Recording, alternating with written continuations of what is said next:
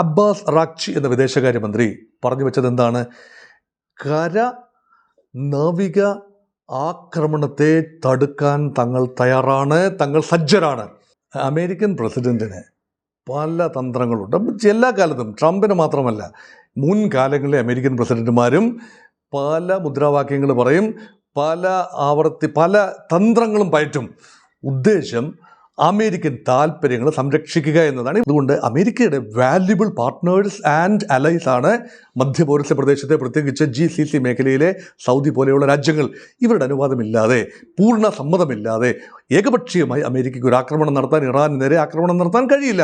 പശ്ചിമേഷ്യയെ യുദ്ധഭീതിയിലാഴ്ത്തി അമേരിക്കയും ഇറാനും തമ്മിലുള്ള പോർവിളി കടുക്കുന്നു. ആക്രമിക്കാൻ ഏത് നിമിഷവും തയ്യാറാണ് എന്നും സൈന്യം സജ്ജമാണ് എന്നും അമേരിക്കൻ പ്രസിഡന്റ് ഡൊണാൾഡ് ട്രംപ് വ്യക്തമാക്കിയപ്പോൾ കനത്ത തിരിച്ചടി നൽകുമെന്നാണ് ഇറാനും തിരിച്ച് അമേരിക്കയ്ക്ക് മുന്നറിയിപ്പ് നൽകുന്നത്.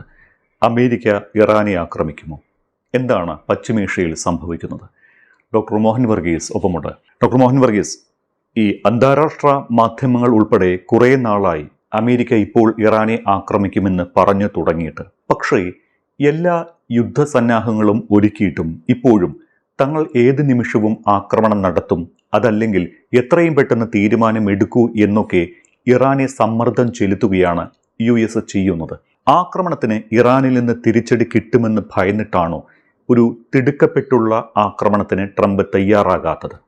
ട്രംപ് ആക്രമണം നടത്തും എന്ന് പറയുമ്പോൾ ഉടനെ ആക്രമണം എന്നൊന്നും ഉദ്ദേശിക്കേണ്ടതില്ല. ട്രംപിൻ്റെതായ ഒരു സമയക്രമം ഉണ്ടാകും. അതൊന്ന്. രണ്ട്, വെനിസ്വലയുടെ ഒരു ബിൽഡപ്പിൽ നടത്താവുന്ന ഒരു ആക്രമണമല്ല ഇറാൻ്റേത്. കാരണം ഇറാൻ തീരെ ചെറിയൊരു മീനല്ല എന്ന് പല ആവർത്തി നമ്മൾ ഈ വേദിയിൽ, ഈ പങ്ക്തിയിൽ തന്നെ പറഞ്ഞിട്ടുള്ളതാണ്. അതുകൊണ്ട് വെനിസ്വലയിൽ ഹൈലി അൺഓർഗനൈസ്ഡ് ഒരു സംവിധാനമായിരുന്നു. അത് ഒരു വ്യക്തിയുടെ, മഡുറോയുടെ നേതൃത്വത്തിൽ ഉണ്ടായിരുന്ന ഒരു ചെറിയ ഒരു ജുണ്ട എന്ന് പറയാനാവില്ല എങ്കിൽ പോലും അത് അത്ര ഫേംലി എൻട്രൻച്ച്ഡ് ആയിരുന്നില്ല. അവിടെ ഇളക്കി കൊണ്ടുപോകാൻ എളുപ്പമാണ്. കൊണ്ടുപോകാൻ രാത്രിയുടെ മറവിൽ കൊണ്ടുവന്ന് 2 പേരെ, പ്രസിഡന്റിനെ ഭാര്യ, ഊരിക്കൊണ്ടു പോകാൻ എളുപ്പമായിരുന്നു. അങ്ങനെ കൊണ്ടുപോകാനാവുന്ന ഒരു ഭാരമല്ല ഇറാൻ്റെ പരമോന്നത നേതാവായിട്ടുള്ള അലി ഖുമൈനിക്ക്. അതെല്ലാവർക്കും അറിയുകയും ചെയ്യാം. ക്ഷിപ്രസാധ്യമായ ഒരു കാര്യമല്ല. അത് മാത്രമല്ല, ഒരു ജിയോ പൊളിറ്റിക്സ് വലിയൊരു കാര്യമല്ലേ. ഇത് അമേരിക്കയുടെ ഒരു മേഖലയിൽ, സ്വാധീന മേഖലയിൽ കിടക്കുന്ന, ലാറ്റിൻ അമേരിക്കയിൽ കിടക്കുന്ന ഒരു രാജ്യവും അങ്ങ് അകലെ മധ്യപൗരസ്യ പ്രദേശത്ത് കിടക്കുന്ന രാജ്യമായി ഇറാൻ. അപ്പം ഇറാനെ ആക്രമിക്കണമെങ്കിൽ, ഇറാനെ കീഴ്പ്പെടുത്തണം എങ്കിൽ, ഒരു യുദ്ധത്തിലൂടെ ഇറാനെ മൂക്ക് കുത്തിക്കണം എങ്കിൽ ചുറ്റുപാടുമുള്ള സേനാ താവളങ്ങൾ പൂർണ്ണമായി സജ്ജമാകണം. അതിന് സമയമെടുക്കും, പെട്ടെന്ന് സാധിക്കില്ല. ഒരു യുദ്ധമെന്ന് പറഞ്ഞാൽ വലിയ ബിൽഡപ്പിന് ശേഷം നടക്കേണ്ടതാണ്. പിന്നെ അപ്രതീക്ഷിതമായി ഒരു അൺഎക്സ്പെക്റ്റഡ് ഒരു സ്ട്രൈക്ക് കേപ്പബിലിറ്റി അതുണ്ടാവണം. ഇതിപ്പോൾ ഇപ്പോൾ ഉണ്ടാകുമെന്ന് പറയുമ്പോൾ ഇറാൻ പൂർണ്ണമായി സജ്ജരായ ആണ്. ട്രിഗർ കാഞ്ചി ഏത് നിമിഷവും വലിക്കാവുന്ന രീതിയിൽ പിടിച്ചിരിക്കുകയാണെന്നാണ് ഇറാൻ പറയുന്നത്. കുറേയൊക്കെ ഡാമേജ് ഉണ്ടാക്കാൻ കഴിയും. ഇറാനെ പൂർണ്ണമായി ഉടനെ എങ്ങും നശിപ്പിക്കാൻ കഴിയില്ല. പക്ഷേ ദീർഘകാല യുദ്ധത്തിൽ ഇറാനെ പിടിച്ചു നിൽക്കാനാവില്ല. കാരണം സൈനിക യാഥാർത്ഥ്യം അങ്ങനെയാണ്. കാരണം ആകാശത്ത് മേധാവിത്വം പുലർത്തുന്നത് അമേരിക്ക തന്നെയാണ്. കരയിൽ മേധാവിത്വം പുലർത്തുന്ന ഇറാനാണെങ്കിലും ഒരു കരയുദ്ധത്തിലേക്ക് നയിക്കപ്പെട്ടെങ്കിൽ മാത്രമേ ഈ ഒരു ഫൈറ്റിംഗ് ആ രീതിയിൽ നടക്കൂ. ഏറിയൽ ബൊമ്പാർഡ്മെൻറ്റ് എന്ന് പറയുന്നത് ഒരു തരത്തിൽ പറഞ്ഞാൽ ദീർഘദൂര ബാലിസ്റ്റിക് മിസൈലുകൾ. ഇതിന് കുറേയൊക്കെ പ്രതിരോധം ഉണ്ടാകും, കുറേയൊക്കെ പ്രതിരോധമില്ലാതെ പോകും. ഇറാൻ്റെ കുറേ നഗരങ്ങൾ നശിക്കും. ആണവ നിലയങ്ങൾ ഒരുപക്ഷെ തച്ച് ഉടയ്ക്കാൻ കഴിയും. എണ്ണപ്പാടങ്ങൾ, ഇറാൻ്റെ എണ്ണപ്പാടങ്ങൾ കത്തിക്കാൻ പറ്റും. ഇറാൻ്റെ സമ്പദ് വ്യവസ്ഥയെ കൂടുതൽ ബുദ്ധിമുട്ടിക്കാനാവും. ഇറാനും തിരിച്ച് അമേരിക്കൻ സഖ്യകക്ഷികളുടെ താവളങ്ങൾ, UAEയുടെയോ ഖത്തറിൻ്റെയോ ഒമാൻ്റെയോ ഒക്കെ താവളങ്ങൾ, ബഹ്റിനിലെ ഒക്കെ താവളങ്ങൾ ആക്രമിക്കാൻ പറ്റും. സൗദിയുടെ എണ്ണപ്പാടങ്ങൾക്ക് വൻ ഭീഷണിയാണ്. അതുകൊണ്ടാണ് ഈ രാജ്യങ്ങൾ അമേരിക്കയോട് പറയുന്നത്, നിങ്ങൾ വലിയ ധൃതി പിടിക്കരുത്, മെല്ലെ പോകൂ, ഇറാനെ പ്രകോപിപ്പിക്കരുത്. അവർ നിങ്ങളുടെ താവളങ്ങൾക്കെതിരെ, അതായത് നിങ്ങൾ ഞങ്ങളുടെ രാജ്യത്തെ സ്ഥാപിച്ചിരിക്കുന്ന അമേരിക്കൻ താവളങ്ങൾക്കെതിരെ ആയിരിക്കും ആക്രമണം എന്നാണ് നിങ്ങൾ പറയുന്നത്. പക്ഷേ അങ്ങനെയല്ല. ഞങ്ങളുടെ എണ്ണപ്പാടങ്ങൾക്ക് നേരെ, ഞങ്ങളുടെ നഗരങ്ങൾക്ക് നേരെ ആക്രമണം നടത്തിയാൽ ഒരുപക്ഷെ നിങ്ങൾക്കതിനെ പൂർണ്ണമായി പ്രതിരോധിക്കാൻ ആവില്ല, ഞങ്ങൾക്കും ആവില്ല. ഇത് നാശനഷ്ടങ്ങളുണ്ടാക്കും. അതുകൊണ്ട് അമേരിക്കയുടെ വാല്യുബിൾ പാർട്ട്നേഴ്സ് ആൻഡ് അലൈസ് ആണ് മധ്യപൗരസ്യ പ്രദേശത്തെ, പ്രത്യേകിച്ച് GCC മേഖലയിലെ സൗദി പോലെയുള്ള രാജ്യങ്ങൾ. ഇവരുടെ അനുവാദമില്ലാതെ, പൂർണ്ണ സമ്മതമില്ലാതെ ഏകപക്ഷീയമായി അമേരിക്കയ്ക്ക് ഒരു ആക്രമണം നടത്താൻ, ഇറാന് നേരെ ആക്രമണം നടത്താൻ കഴിയില്ല. അതുകൊണ്ട് മെല്ലെപ്പോക്കെ. അപ്പോൾ അതിനുള്ള ശക്തമായ നെഗോസിയേഷൻസ് ആകും നടത്തുന്നത്. സമാന്തരമായി ഫ്ലെക്സിങ് മസിൽസ്, പേടിപ്പിക്കുക. അത് വലിയൊരു സ്ട്രാറ്റജിയാണ്, മിലിറ്ററി സ്ട്രാറ്റജിയാണ്. പേടിപ്പിച്ച് കൊണ്ടുപോവുക. വലിയ ആർമാഡ, വലിയ പേരല്ലേ അല്ലേ ആർമാഡ. സ്പാനിഷ് ആർമാഡയെക്കുറിച്ചൊക്കെ നമ്മൾ കേട്ടിട്ടുണ്ടല്ലേ. ഈ ബ്രിട്ടനെ ആക്രമിക്കാൻ വേണ്ടി സ്പാനിഷ് ആർമാഡ, വലിയ ആയിരക്കണക്കിന് കപ്പൽ വ്യൂഹം, അത് പുറപ്പെട്ടു, ഒരു കാറ്റടിച്ചു, അതങ്ങനെ അവസാനിച്ചു. ആർമാഡ അവസാനിച്ചു. ഇതുപോലെ അമേരിക്കൻ ആർമാഡ പാതി വഴിയിൽ പിൻവാങ്ങി മാറുമോ, അതോ ഇറാനെ പേടിപ്പിക്കാൻ മാത്രമായി ഒരുക്കുന്ന സന്നാഹങ്ങളാണോ എന്നതാണ് ഇവിടുത്തെ ചോദ്യം. അതുകൊണ്ട് ഇത് പേടിപ്പിക്കുക എന്നതിൽ കവിഞ്ഞ ഒരർത്ഥം ഈ നിമിഷം കൊടുക്കേണ്ടതില്ല, ആക്രമണം വരെ. ഈ ഇറാൻ വിദേശകാര്യമന്ത്രി അബ്ബാസ് അരാക്ചി ഒരു കാര്യം പറഞ്ഞിട്ടുണ്ട്, താങ്കളും ശ്രദ്ധിച്ചു കാണും. ഇറാന് നേർക്ക് അവരുടെ വിരൽ ട്രിഗറിൽ അമരുന്നതോടെ അതിവേഗത്തിലും ശക്തവുമായ ഒരു തിരിച്ചടിക്ക് ഒരുങ്ങിയിരിക്കണം. കരയിലൂടെയായാലും കടലിലൂടെയായാലും ഏത് ആക്രമണത്തെയും നേരിടാൻ ഇറാൻ സജ്ജമാണ് എന്നൊക്കെയായിരുന്നു അരാക്ചി പറഞ്ഞത്. ഇറാൻ ഇപ്പോൾ ശരിക്കും അമേരിക്കയെ തിരിച്ചടിക്കാനുള്ള ഒരു ശക്തിയുണ്ടോ? ഇവിടെ ചോദ്യം ഇറാന് ഒരു തിരിച്ചടിക്കുള്ള മിലിറ്ററി കേപ്പബിലിറ്റി ഉണ്ടോ എന്നതാണ്. വില്ലിങ്നെസ് ഉണ്ട്, വേർവിറ്റലുണ്ട്, കമ്മിറ്റ്മെൻ്റ് ഉണ്ട്, പൊളിറ്റിക്കൽ റിസോൾവ് ഉണ്ട്, അതുപോലെ ഐഡിയോളജിക്കൽ പ്രതിബദ്ധതയുമുണ്ട് ഇറാൻ. അങ്ങനെയാണ് ഇറാൻ്റെ ബിൽഡപ്പ് എന്ന് പറയുന്നത്. ഇറാൻ ഒരു സാംസ്കാരിക രാഷ്ട്രമാണ്, രാഷ്ട്രമാണ്, മതഘടനകൾ നയിക്കുന്ന ഒരു രാഷ്ട്രമാണ്. അമേരിക്ക മറ്റൊരു സംസ്കാരമാണ്, മറ്റൊരു കൾച്ചറൽ ബാക്ക്ഗ്രൗണ്ടാണ്. അപ്പോൾ എങ്ങനെ നോക്കിയാലും ഇറാന് അമേരിക്ക വിരുദ്ധമായ ഒരു നിലപാട് എടുക്കാനാവൂ. നാളെ പെട്ടെന്ന് അമേരിക്കയുമായി എല്ലാം സന്ധി ചെയ്ത് അങ്ങനെ പോകാനാവില്ല. ഒരു ആണവ കരാറിൽ ഒപ്പിടേണ്ടി വന്നാൽ പോലും അത് പൂർണ്ണമായി രാജ്യ താല്പര്യങ്ങൾ അടിയറ വെച്ചുകൊണ്ടാകാനാവില്ല. അപ്പോൾ അങ്ങനെയെങ്കിൽ ഇറാനെ ആക്രമിച്ചാൽ ഇറാന് തിരിച്ചടിക്കാതിരിക്കാൻ സാധ്യമാവില്ല. വെനിസ്വലയിൽ നിന്നും തിരിച്ചടി ഉണ്ടായില്ല, പക്ഷേ ഇറാനിൽ നിന്നും തീർച്ചയായും തിരിച്ചടി ഉണ്ടാകും. കാരണം അതിനുള്ളൊരു ബിൽഡപ്പ് ഉണ്ടല്ലോ. ഇറാൻ്റെ ഭരണകൂടത്തിന് യാതൊരു ഇളക്കവും തട്ടിയിട്ടില്ല. ജനകീയ പ്രക്ഷോഭങ്ങളുണ്ടായി, പക്ഷേ ഭരണകൂടം ഫേംലി എൻട്രഞ്ച്ഡ് ആണ്. ഇറാൻ്റെ റവല്യൂഷണറി ഗാർഡ്സിന് IRGC ഇപ്പോഴും ഫേംലി എൻട്രഞ്ച്ഡ് ആണ്. ജനങ്ങൾ അസംതൃപ്തരാണ്, ശരിയാണ്, ഭരണകൂടം ഇളകിയിട്ടില്ല. അങ്ങനെയെങ്കിൽ എന്ത് രീതിയിലുള്ള കാര്യങ്ങൾ അബ്ബാസ് അറാക്ചി എന്ന വിദേശകാര്യമന്ത്രി പറഞ്ഞു വെച്ചത് എന്താണ്? കര നാവിക ആക്രമണത്തെ തടുക്കാൻ തങ്ങൾ തയ്യാറാണ്, തങ്ങൾ സജ്ജരാണ്. പക്ഷേ ആക്രമണം കരയിൽ ഉണ്ടാവില്ല, ഉടനെ എങ്ങും ഉണ്ടാവില്ല, കടലിലൂടെ ഉണ്ടാവില്ല. എവിടെ കടലിലൂടെ ഉണ്ടാകാനാണ്? ഇപ്പം ഈ ആർമാഡ അങ്ങ് ചെന്നു എന്നൊക്കെ പറഞ്ഞാലും പേർഷ്യൻ ഗൾഫിനകത്ത് കയറി ഇറാൻ്റെ പള്ളക്കൊന്നും കയറിയിട്ടില്ല. വളരെ മാറി നിൽക്കുന്നേ ഉള്ളൂ. ഹിറ്റിംഗ് റേഞ്ചിലാണെന്ന് വേണമെങ്കിൽ പറയാം. ലോങ് റേഞ്ച് മിസൈലുകൾ ഉണ്ടായെങ്കിൽ ഇറാൻ്റെ മൂക്കിന് മുന്നിലൊന്നുമല്ല ഇപ്പോഴും ആർമാഡയുടെ സ്ഥാനം. തന്ത്രപരമായ ഒരു അകലം അമേരിക്കൻ ആർമാഡ, പ്രത്യേകിച്ച് USS Abraham Lincoln and the supporting ships കാട്ടുന്നുണ്ട്. തൊട്ടടുത്തല്ലെന്ന് ഓർക്കണം. പക്ഷേ ഹിറ്റിംഗ് റേഞ്ചിലാണ് എന്ന് പറഞ്ഞാൽ ഇറാൻ്റെ ഹിറ്റിംഗ് റേഞ്ചിനുള്ളിലാകാം അമേരിക്കയ്ക്ക് ഈസിയായിട്ട് ഇറാനെ ഹിറ്റ് ചെയ്യാൻ സാധിക്കപ്പെടുന്നത്. അതുകൊണ്ടാണ് പറയുന്നത് ആകാശ യുദ്ധം മാത്രമേ പ്രതീക്ഷിക്കുന്നുള്ളൂ, ഇറാനും അതേ പ്രതീക്ഷിക്കുന്നുള്ളൂ.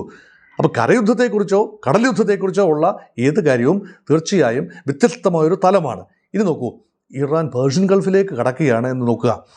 ഈ അമേരിക്കൻ കപ്പലുകളൊന്നും സാധാരണഗതിയിൽ മുങ്ങിയിട്ടില്ല ആക്രമണത്തിൽ. ഈ ഒന്നാം ഗൾഫ് യുദ്ധത്തിലും രണ്ടാം ഗൾഫ് യുദ്ധത്തിലും കാര്യമായ നാവിക നാശനഷ്ടങ്ങൾ അമേരിക്കയ്ക്ക് വന്നിട്ടില്ല. പക്ഷേ ഇറാന് സാമാന്യം കരുത്തുള്ള ഒരു നേവൽ സംവിധാനമുണ്ട്. പ്രത്യേകിച്ച് പേർഷ്യൻ ഗൾഫ് മേഖലയിൽ ഇറാന് അന്തർവാഹിനികളുണ്ട്, ഇറാന് ബാറ്റിൽ ഷിപ്സ് ഉണ്ട്. ഈ ബാറ്റിൽ ഷിപ്സിനൊക്കെ അമേരിക്കയ്ക്ക് നേരിടാൻ കഴിയും. അത് സർഫസിലുള്ളതാണ്. പേർഷ്യൻ ഗൾഫ് ചെറിയൊരു മേഖലയാണ്. അവിടെ തീർച്ചയായും അമേരിക്കയുടെ ഒരു തേർവാഴ്ച അവിടെ ഉണ്ടാകാൻ സാധ്യതയുണ്ട്. പക്ഷേ ഇറാനിയൻ സബ്മറൈൻസ് അതിനെ കുറേയൊക്കെ നാശം വഹിക്കാൻ അമേരിക്കൻ ചില കപ്പലുകളെങ്കിലും മുക്കാനുള്ള ശേഷി ഉണ്ടാവാം. അത് ഇനിയും തെളിയിക്കപ്പെടാതിരിക്കുന്നതാണ്. അതിൻ്റെ പൂർണ്ണമായി ഇറാൻ്റെ നാവിക കപ്പാസിറ്റിയെക്കുറിച്ച് നമുക്ക് ഊഹം മാത്രമേ ഉള്ളൂ. കാരണം അതിൻ്റെ പ്രഹരശേഷി ഇതുവരെ ടെസ്റ്റ് ചെയ്തിട്ടില്ല മുൻ യുദ്ധങ്ങളിൽ ഒന്നും തന്നെ. അതുകൊണ്ടാണിത് പറയുന്നത്. അത് അമേരിക്കയുടെ ഏതെങ്കിലും ഒരു മെയിൻ ബാറ്റിൽ ഷിപ്പ്, അത് വിമാനവാഹിനി കപ്പൽ ഒക്കെ വളരെയധികം സംരക്ഷിക്കപ്പെടും, അതൊന്നും ആയിരിക്കില്ല. മറ്റേതെങ്കിലും കപ്പലുകൾ മുക്കാൻ കഴിഞ്ഞാൽ ഒരു വലിയ മുഖത്തടി ഏൽക്കുന്നത് പോലെയാകും. അതൊന്നും അമേരിക്ക ആഗ്രഹിക്കുന്നില്ല. അതുകൊണ്ട് സീ മേഖല ഫ്ലഷ് ഔട്ട് ചെയ്തതിന് ശേഷം മാത്രമേ ഒരുപക്ഷെ അമേരിക്കയ്ക്ക് കാര്യമായ ഒരു ആക്രമണത്തിലേക്ക് നീങ്ങാൻ ആവൂ. കരയുദ്ധം അവിടേക്ക് പ്രവേശിച്ചാൽ ഇറാൻ്റെ സൈന്യങ്ങൾക്ക് ഗ്രൗണ്ട് അഡ്വാൻറ്റേജ് ഉണ്ടാകും. ഇവിടെ മുൻകാലങ്ങളിൽ വിയറ്റ്നാമിൽ അമേരിക്കൻ സൈനികർ ഇറങ്ങിയിട്ട് എന്താണായത്? അഫ്ഗാനിസ്ഥാനിൽ അമേരിക്കൻ സൈനികർ ഇറങ്ങി എത്രത്തോളം നാശനഷ്ടങ്ങളാണ് അമേരിക്കൻ സൈന്യത്തിന് ഉണ്ടായത് അഫ്ഗാനിസ്ഥാനിൽ. അതുകൊണ്ടൊരു വിദേശ മണ്ണിൽ കരയുദ്ധം ഒരിക്കലും അമേരിക്കൻ നാവികരോ അമേരിക്കൻ സൈനികരോ ആഗ്രഹിക്കില്ല എന്നതാണ് വാസ്തവം. അതുകൊണ്ട് ഒരു കരയുദ്ധത്തിലേക്ക് അമേരിക്കയെ കൊണ്ടെത്തിക്കാം എങ്കിൽ അതൊരു പ്രൊട്രാക്റ്റഡ് കോൺഫ്ലിക്റ്റ് ആണ്. നോക്കൂ, ആ കരയുദ്ധത്തിൻ്റെ ഒരു രീതിശാസ്ത്രം നോക്കൂ. ഗാസ ചെറിയൊരു മണ്ണാണല്ലോ, കേവലം 365 സ്ക്വയർ കിലോമീറ്റേഴ്സ് മാത്രമുള്ള ഒരു ചെറിയ ഭൂമി. അവിടെ പോലും കരയുദ്ധത്തിൽ എത്രയോ കാലമാണ് ഇസ്രായേൽ ഗാസയ്ക്കെതിരെ, ചെറിയൊരു പ്രദേശമായ ഗാസയ്ക്കെതിരെ കരയുദ്ധം നടത്തിയത്.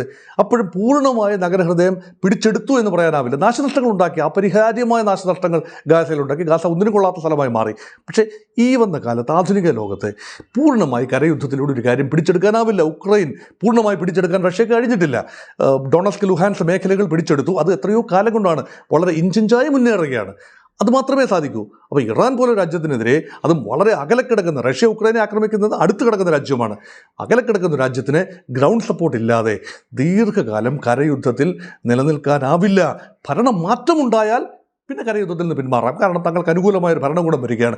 അതിലേക്കാണ് അമേരിക്ക ശ്രദ്ധിക്കുന്നത്, അല്ലാതെ യുദ്ധത്തിൽ അല്ല എന്ന് തന്നെയാണ് എൻ്റെ ഒരു ചിന്ത ഇപ്പോൾ പോകുന്നത്. അതുകൊണ്ടാണ് അബ്ബാസ് അറാഗ്ചി ആ രീതിയിൽ സംസാരിച്ച് തങ്ങളുടെ കൈ ട്രിഗറിലാണ് എന്ന് പറഞ്ഞാൽ അമേരിക്ക ഒന്നും കണ്ട് പനിക്കണ്ട, ഒന്നും കണ്ട് മോഹിക്കണ്ട, തങ്ങൾ പ്രതിരോധിക്കാൻ സജ്ജരാണ് എന്ന് മാത്രം പറഞ്ഞു വെച്ചു.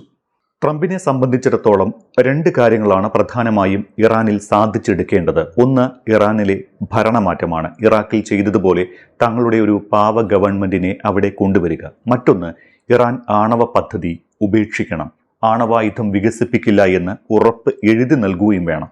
ഇത് ഇറാനെ വിരട്ടി സാധിച്ചെടുക്കാൻ അമേരിക്കയ്ക്ക് പറ്റുമോ? അമേരിക്കൻ പ്രസിഡന്റിന് പല തന്ത്രങ്ങളുണ്ട്. എല്ലാ കാലത്തും, ട്രംപിന് മാത്രമല്ല, മുൻകാലങ്ങളിലെ അമേരിക്കൻ പ്രസിഡന്റുമാരും പല മുദ്രാവാക്യങ്ങൾ പറയും, പല തന്ത്രങ്ങളും പയറ്റും. ഉദ്ദേശം അമേരിക്കൻ താല്പര്യങ്ങൾ സംരക്ഷിക്കുക എന്നതാണ്. ഇവിടെ 2 താല്പര്യങ്ങൾ തന്നെയാണുള്ളത്. ഒന്ന്, ഭരണമാറ്റം. ഇറാനിൽ അമേരിക്ക അനുകൂല ഭരണകൂടം ഉണ്ടാകണം. അത് മുൻപ് അഫ്ഗാനിസ്ഥാനിലുണ്ടായി. താലിബാൻ ഗവൺമെൻറ്റിനെ അട്ടിമറിച്ചുകൊണ്ട് അമേരിക്ക അനുകൂല ഒരു ഭരണകൂടം അഫ്ഗാനിസ്ഥാനിലുണ്ടായി. എന്നിട്ട് എന്താ സംഭവിച്ചത്? പിന്നീട് അതേ ഭരണകൂടത്തിന് താഴെ പോവുകയും താലിബാനെ തന്നെ തങ്ങൾ ആരെ മാറ്റി അധികാരം പിടിച്ചോ അവരെ തന്നെ, താലിബാൻ 2.0 എന്ന രീതിയിൽ അവരെ തന്നെ പ്രതിഷ്ഠിച്ചുകൊണ്ട് പിൻവാങ്ങുകയും ചെയ്യേണ്ടി വന്നു. ഇറാഖിൽ ഭരണകൂടം മാറി, സദ്ദാം ഹുസൈൻ്റെ ഭരണകൂടം മാറി, മറ്റൊരു ഭരണകൂടത്തെ ഇരുത്തി. എന്നിട്ട് എന്താ സംഭവിച്ചത്? ഇറാഖും സിറിയയും IS-ൻ്റെ താവളമായി മാറി. ഇസ്ലാമിക് സ്റ്റേറ്റ് അത് യാഥാർത്ഥ്യമായി മാറി. ഏതാനും വർഷങ്ങളിൽ അവിടെ നിലനിന്ന ഒരു ടെറിറ്റോറിയൽ ഇസ്ലാമിക് സ്റ്റേറ്റ്, സുന്നി സ്റ്റേറ്റാണത്. അതൊരു ലോകമാസകലം ഒരു പ്രത്യേക ഇസ്ലാമിക് മോഡൽ, ശരിയത്ത് ഭരണം അല്ലെങ്കിൽ ഖലീഫയുടെ ഭരണം ഉണ്ടാകണം എന്നാഗ്രഹിച്ച ഒരു വിഭാഗം അവിടെ പിടിമുറുക്കി. ഇതൊഴിവാക്കാൻ അമേരിക്ക കഴിഞ്ഞില്ല. ഒരു ഭരണമാറ്റത്തിലൂടെ ഒരു രാജ്യത്ത് സംഭവിക്കുന്നത് പൂർണ്ണമായ അരാജകത്വവും അസ്ഥിരതയുമാണ് എന്നതാണ് മുൻകാല ചരിത്രം. അപ്പോൾ അമേരിക്ക ഇടപെട്ട് ലോകത്തെ 2ാം ലോകമഹായുദ്ധത്തിന് ശേഷം ഏതാണ്ട് 33 ഇടങ്ങളിൽ കൃത്യമായി അമേരിക്ക ഇടപെട്ട് ഭരണമാറ്റം ഉണ്ടാക്കി. നേരിട്ട് തന്നെ ഇടപെട്ട്, നേരിട്ടല്ലാതെ 40-50 ഇടങ്ങളിൽ ഭരണമാറ്റം ഉണ്ടാക്കി. ഇത് നേരിട്ടുള്ള ഇടപെടലാണ്. ഇറാനിൽ ആഗ്രഹിക്കുന്ന ഒരു പക്ഷേ നേരിട്ടുള്ള ഇടപെടലാണ്. അങ്ങനെയെങ്കിൽ വാട്ട് വിൽ ഹാപ്പൻ? ഇത് വലിയൊരു ചോദ്യമാണ്. ഭരണമാറ്റത്തിലൂടെ അമേരിക്ക അനുകൂലമായ ഒരു ഭരണകൂടത്തെ ഇറാനിൽ സൃഷ്ടിച്ചാൽ എല്ലാം ഭദ്രമാകുമോ? അമേരിക്ക അനുകൂല ഭരണകൂടത്തെ സൃഷ്ടിച്ചാൽ അമേരിക്കയ്ക്ക് തന്നെയാണ് ഒരു രീതിയിൽ വലിയ ബുദ്ധിമുട്ടുണ്ടാകാൻ പോകുന്നത്. കാരണം പിന്നീട് സൗദി അറേബ്യയും കുവൈറ്റും UAE ഒക്കെ പൂർണ്ണമായി അമേരിക്കൻ വരുതിയിൽ നിൽക്കും. ഇപ്പോൾ പൂർണ്ണമായി അമേരിക്കൻ വരുതിയിൽ നിൽക്കുന്നത് ഇറാനെ കാട്ടി പേടിപ്പിച്ചുകൊണ്ടാണ്. അയത്തുള്ള അലി ഖുമൈനിയുടെ ഇറാൻ ഏത് നിമിഷവും നിങ്ങൾ എണ്ണപ്പാടങ്ങൾ തകർക്കാം. ഇസ്രായേലിനെ കാട്ടി അല്ല പേടിപ്പിക്കുന്നത് ഓർക്കണം, ഇറാനെ കാട്ടിയാണ് പേടിപ്പിക്കുന്നത്. അതുകൊണ്ട് ഇറാനിൽ ഗൾഫ് രാജ്യങ്ങൾക്ക്, GCC രാജ്യങ്ങൾക്ക് ഉൾപ്പെടെ ഭീഷണിയാകുന്ന ഒരു ഭരണകൂടം തുടരണം എന്നതിൻ്റെ ഒരു ആവശ്യകത അമേരിക്ക ഗൂഢമായിട്ടെങ്കിലും ചിന്തിക്കുന്നുണ്ടാവണം. അതേസമയം ആ ഭരണകൂടത്തെ ഒന്ന് മെലോ ഡൗൺ ചെയ്തെടുക്കുക, അതിൻ്റെ ടീത്ത് ഒന്ന് കുറയ്ക്കുക, അതിൻ്റെ പ്രഹരശേഷി ഒന്ന് കുറയ്ക്കുക. അതിൻ്റെ ഭാഗമായിട്ടാണ് 2ാമത്തെ ആഗ്രഹം. അത് സാധിച്ചില്ലെങ്കിൽ, ഭരണമാറ്റം സാധിച്ചില്ലെങ്കിൽ പ്ലാൻ B, ഇക്ഷ ഇണ്ണ റ വരപ്പിച്ചുകൊണ്ട് ഇറാൻ്റെ ഭരണകൂടം, അയത്തുള്ള അലി ഖുമൈനിയുടെ തന്നെ ഭരണകൂടം, അവരെല്ലാ അധികാരത്തിൽ തുടരെ തന്നെ മുൻകാലങ്ങളിൽ എത്തിച്ചേർന്നതുപോലെ ആണവ കരാർ അമേരിക്കയുമായി എത്തിച്ചേരുക. ട്രംപ് അധികാരത്തിൽ വന്നപ്പോഴാണ്, ആദ്യ ഊഴത്തിൽ അധികാരത്തിൽ വന്നപ്പോഴാണല്ലോ 2016 ആണവ കരാറിൽ നിന്ന് പിൻവാങ്ങിയത്. ഇപ്പോൾ ആണവ കരാറിൽ ഒന്നുകൂടി ഒപ്പിടുക, ഇറാനെ അമേരിക്കൻ കൺട്രോളിൽ കൊണ്ടുവരിക. ആണവമായി ഇറാൻ മുന്നോട്ട് പോകുന്നില്ല. പരമ്പരാഗത ആയുധങ്ങൾ വെച്ചോളൂ, പക്ഷേ ആണവമായി മുന്നോട്ട് പോകണ്ട. ഇതൊരു അമേരിക്കയുടെ ഒരു ചിന്തയാണ്. കാരണം ആത്യന്തികമായി ഇറാൻ, റഷ്യ, ചൈന ഇതെല്ലാം ചേർന്നൊരു അച്ചുതണ്ട് അമേരിക്കയുടെ ആത്യന്തികമായ ഗ്ലോബൽ താല്പര്യം, പ്രാദേശിക താല്പര്യങ്ങളല്ല, അമേരിക്കയുടെ ഗ്ലോബൽ താല്പര്യങ്ങൾക്ക് വിഘാതമാകും. അതുകൊണ്ട് മറ്റൊരു ആണവശക്തി കൂടി, 10ാം നമ്പർ ആണവശക്തി, 5 പ്രഖ്യാപിത രാജ്യങ്ങളാണല്ലോ ഉള്ളത്. P5 അല്ലേ, P5 Britain, France, America, Russia and China. അതോടൊപ്പം ഇന്ത്യ, ഇസ്രായേൽ, നോർത്ത് കൊറിയ, ഇതൊക്കെ ആണവശക്തികളാണ്. ഇപ്പം ഇറാൻ കൂടെ ആണവശക്തിയാണെങ്കിൽ ലോകരാഷ്ട്രീയം, ലോക വ്യവസ്ഥ തന്നെ ആകെ തകിടം മറിയും. ഇതൊഴിവാക്കാൻ ഒരു ആണവ കരാർ, അതാണ് പരമാവധി അമേരിക്ക ആഗ്രഹിക്കുന്നത്. ആ കാര്യം പറഞ്ഞുകൊണ്ട് ഇതാ ലോകത്തെ ഞങ്ങൾ സുരക്ഷിതമാക്കിയിരിക്കുന്നു, അവരിതാ ഞങ്ങൾ നൽകിയ നിർദ്ദേശം പാലിച്ചുകൊണ്ട് ആണവ കരാറിൽ ഒപ്പിട്ടു. ഇനി യുറേനിയം സമ്പുഷ്ടീകരണം ഇറാനിൽ ഉണ്ടാവില്ല.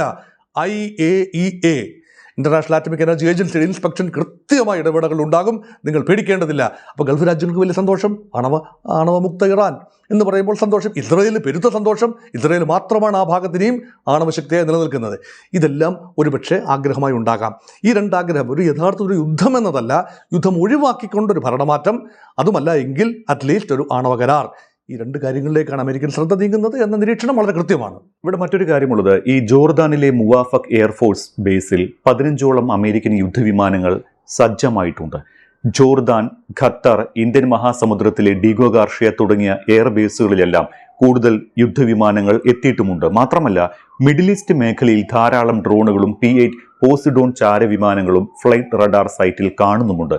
USS എബ്രഹാം ലിങ്കൺ വിമാനവാഹിനി കപ്പൽ അടക്കമുള്ള അർമാഡയ്ക്ക് പുറമെയാണ് ഈ സന്നാഹങ്ങളെല്ലാം. എന്നിട്ടും ട്രംപ് പറയുന്നത് ഇറാൻ മധ്യസ്ഥതയ്ക്ക് വഴങ്ങും എന്ന് തന്നെയാണ് പ്രതീക്ഷ എന്നാണ്. ഇത്രയൊക്കെ ആയ സ്ഥിതിക്ക് ഇനിയൊരു മധ്യസ്ഥ ടേബിളിലേക്ക് കാര്യങ്ങൾ എത്തുമോ? അതിനുള്ള സാധ്യത കാണുന്നുണ്ടോ? എൻസർക്കിളിംഗ് ഇറാൻ, ഇത് ലാർജർ അമേരിക്കൻ സ്കീമാണ്. അതിന് പറ്റുന്നതാണ് ഇറാൻ്റെ പടിഞ്ഞാറ് ഭാഗത്തെ സ്വല്പം മാറിക്കിടക്കുന്ന ജോർദാൻ. അവിടെയുള്ള എയർബേസിൽ ദ്രുതഗതിയിലുള്ള നീക്കങ്ങളാണ്. ഏറെ അമേരിക്കൻ വിമാനങ്ങൾ അവിടെ ലാൻഡ് ചെയ്തിരിക്കുന്നു.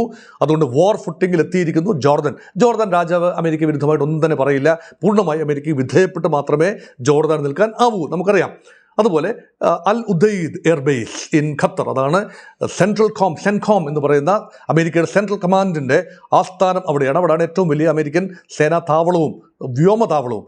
അവിടെ വാർ ഫുട്ടിങ്ങിൽ ഒരുക്കങ്ങൾ നടന്നുകൊണ്ടിരിക്കുന്നു. അതേപോലെ ഏറെ മാറിക്കിടക്കുന്ന ഇന്ത്യ സമുദ്രത്തിൽ ഏറെ തെക്ക് കിടക്കുന്ന അമേരിക്കയ്ക്ക് ലീസിന് നൽകപ്പെട്ട, ബ്രിട്ടീഷുകാർ അവന് ലീസിന് നൽകപ്പെട്ട ഒരു സ്ഥലമാണല്ലോ ഡീഗോ ഗാർഷ്യ. അവിടെയാണ് B-2 ബോംബേഴ്സ്.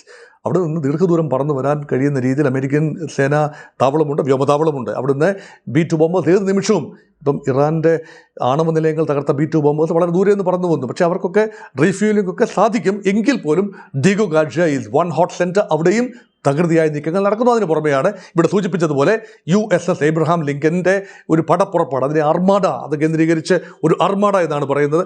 ഒപ്പം തീർച്ചയായും ഈ ഡ്രോണുകളുടെ വലിയ വിന്യാസം, 9 സേനാ താവളങ്ങളാണ്, വ്യോമ താവളങ്ങളും ആർമി താവളങ്ങളുമാണ് വിവിധ അറബി രാജ്യങ്ങളിൽ, പ്രത്യേകിച്ച് GCC രാജ്യങ്ങളിലും ചുറ്റുപാടും ഉള്ളത്. ഇതെല്ലാം തന്നെ സജീവമാണ്. അതിനർത്ഥം എന്താണ്? ഇതെല്ലാം കാട്ടിക്കൊണ്ട് നെഗോഷിയേറ്റിംഗ് ടേബിളിലേക്ക് ഇറാനെ നയിക്കുക. ഇതാണ്. ഭയമുണ്ടാകുമല്ലോ, സ്വാഭാവികമായി ഇറാന് ഭയമുണ്ടാകും. എത്രത്തോളം ബ്രേവ് വാക്കുകൾ ഇറാനിൽ നിന്ന് വരുമ്പോഴും ഇറാന് സ്വാഭാവികമായി ഭയപ്പാടുകൾ ഉണ്ടാകും. ഇതെല്ലാം വലിയ ബിൽഡപ്പ് തന്നെയാണ്. ഇറാന് ദീർഘകാലം പിടിച്ചു നിൽക്കാനാവില്ല. കാരണം തൽക്കാലത്തേക്ക് അമേരിക്കയ്ക്ക് നാശനഷ്ടങ്ങൾ ഉണ്ടാക്കാൻ കഴിയും. ഇറാൻ അമേരിക്കയെ ആക്രമിച്ച് കീഴടക്കാൻ പറ്റില്ലല്ലോ. പക്ഷേ അമേരിക്ക ഇറാനെ ആത്യന്തികമായി സഖ്യകക്ഷികളുടെ സഹായത്തോടുകൂടി കീഴടക്കാൻ പറ്റും. പക്ഷേ ഇന്ന് നെയ്റ്റോ കൂടെ ഇല്ല എന്ന് ഓർക്കണം. നെയ്റ്റോയെ വല്ലാതെ വെറുപ്പിച്ചു. ഗൾഫ് യുദ്ധം 1 സദ്ദാം ഹുസൈനെതിരെ, ഗൾഫ് യുദ്ധം 2 സദ്ദാം ഹുസൈനെതിരെ, അതുപോലെ അഫ്ഗാൻ പോരാട്ടം ഒക്കെ തന്നെ നെയ്റ്റോയുടെ കൂടെ കയ്യയച്ച സഹായം അമേരിക്ക കിട്ടി. ഇപ്രാവശ്യം നെയ്റ്റോ സ്വല്പം മാറി നിൽക്കുകയാണ്. ഇപ്പം ട്രംപിൻ്റെ ഈ വേണ്ടാത്ത ചില വർത്തമാനങ്ങൾ, ഗ്രീൻലൻഡ് വിഷയം, ഡെൻമാർക്കിനെയൊക്കെ ചൊടിപ്പിച്ചു. അതുമാത്രമല്ല ടാരിഫ് യുദ്ധം, ഇതെല്ലാം യൂറോപ്പിൽ സ്വല്പം മാറി നിൽക്കുകയാണ്. അങ്ങനെയെങ്കിൽ അമേരിക്കയ്ക്ക് ഒറ്റയ്ക്ക് പൊരുതേണ്ടി വരും. പിന്നെ ഉള്ളത് ആ പ്രദേശത്തെ അലൈസ് മാത്രമാണ്. ഇവരെല്ലാം പ്രലോഭിപ്പിച്ച് ഇവരിലേതെങ്കിലും ഒരു രാജ്യം, ഒമാനാകാം, ഖത്തറാകാം, മറ്റേതെങ്കിലും ഒരു രാജ്യമാകാം. ഏറ്റവും വൈകി കിട്ടുന്ന വിവരം തുർക്കിയുടെ നേതൃത്വത്തിൽ ചില സമാധാന ശ്രമങ്ങൾ. തുർക്കി അമേരിക്കൻ അനുകൂല രാജ്യമാണ്, നെയ്റ്റോയുടെ മെമ്പറാണ്. അതേസമയം തുർക്കിക്ക് മറ്റു ചില നിലപാടുകളുമുണ്ട്. അപ്പോൾ തുർക്കിയുടെ മധ്യസ്ഥതയൊക്കെ വഹിക്കാൻ ഇറാൻ തയ്യാറാകുമോ എന്നത് മറ്റൊരു ചോദ്യം. ഏതെങ്കിലും ഒരു മധ്യസ്ഥ രാജ്യത്തിൻ്റെ സഹായത്തിൽ നെഗോസിയേഷൻസ് ഒക്കെ നടത്തി ഒരു കണ്ണിൽ പൊടിയിട്ടുകൊണ്ട് മറ്റ് അറബ് രാജ്യങ്ങൾ ഇത്രയും ബിൽഡപ്പ് നടത്തി എവിടെ വെക്കുമെന്ന് പറഞ്ഞിട്ട് എവിടെ വെടി എന്ന് ചോദിക്കുമ്പോൾ ഇല്ല, തങ്ങൾ വെടിവെക്കാൻ വേണ്ടിയല്ല വന്നത്, സമാധാനം കൊണ്ടുവരാൻ വേണ്ടിയാണ് വന്നത്. അതുകൊണ്ട് ഇതാ തങ്ങൾ ഇറാനെ കൊമ്പ് കുത്തിച്ചിരിക്കുന്നു, ഒരു കരാറിൽ എത്തിച്ചിരിക്കുന്നു. അങ്ങനെ പറയാൻ കൃത്യമായ ഒരു രാജ്യം ഈ ഒരു മധ്യസ്ഥത വഹിക്കണമെങ്കിൽ ഇറാൻ അമേരിക്ക സ്റ്റാൻഡ് ഓഫിൽ തലപ്പൊക്കമുള്ള രാജ്യത്തിനല്ലേ യഥാർത്ഥത്തിൽ മധ്യസ്ഥത വഹിക്കാനൊക്കെ. ഖത്തർ പോലൊരു കുഞ്ഞൻ രാജ്യം മധ്യസ്ഥത വഹിക്കുന്നു എന്ന് പറയുമ്പോൾ അതിനകത്ത് പരമ്പരാഗതമായി അത് സാധിക്കില്ല. മധ്യസ്ഥ രാജ്യം അതിശക്തമാവണം. എങ്കിൽ മാത്രമേ മധ്യസ്ഥ ശ്രമം രണ്ട് കൂട്ടരോടും അരുത് കാട്ടാള എന്ന് പറയാൻ തക്ക വലിപ്പമുണ്ടാകണം. അങ്ങനെ വലിപ്പമുള്ള ഒരു രാജ്യവും മധ്യപൗരസ്ത്യ പ്രദേശത്തില്ല എന്നതാണ് വാസ്തവം. അതുകൊണ്ട് തന്നെ മധ്യസ്ഥത എന്നത് പേരിന് പറയാമെന്നല്ലാതെ തൽക്കാലത്തേക്കുള്ള ഒരു ഡിപ്ലോമാറ്റിക്, ഒരു ഫേസ് സേവിങ് സിറ്റുവേഷൻ എന്നതിൽ കൂടുതൽ അർത്ഥമൊന്നും ഞാൻ ഇതിനകത്ത് കാണുന്നില്ല. അല്ല എങ്കിൽ നേരിട്ടുള്ള ഇറാൻ അമേരിക്ക ഒരു നെഗോസിയേഷനുള്ള വേദി ഒരുക്കാനുള്ള ഒരു ചെറിയ സംരംഭം എന്ന നിലയിൽ മാത്രമേ മധ്യസ്ഥതയെ കാണാനാവൂ. ഓക്കെ, എന്തായാലും ഡോക്ടർ മോഹൻ വർഗീസ്, നമുക്ക് ഇനി ഈ അറബ് രാജ്യങ്ങളുടെ ഒരു നിലപാടുണ്ടല്ലോ, അതൊന്ന് ചർച്ച ചെയ്യേണ്ടതുണ്ട്. അത് അടുത്ത എപ്പിസോഡിൽ ചർച്ച ചെയ്യാം.